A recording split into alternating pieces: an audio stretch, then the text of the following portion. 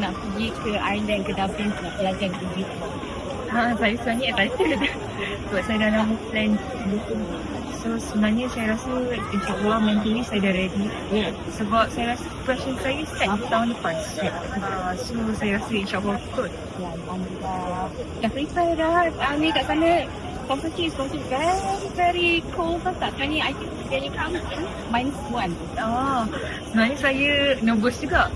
Tapi insyaAllah okey kot. Ya, Alhamdulillah. Lepas ni aku belajar dekat DPS sama one year ni.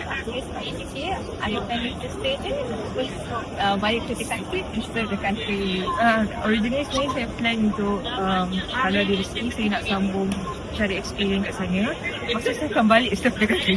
Alhamdulillah. That is good. Kata chance pengalaman itu kan. So all the best to you and have enjoy yourself kat sana and but study hard. Thank you. Janji tahu sebab tolong dapat operator semua. Alhamdulillah. Lepas tu saya less anxious bila adik tolong saya. Meskipun we all agak academically akan try to do our level best untuk nak tolong in student.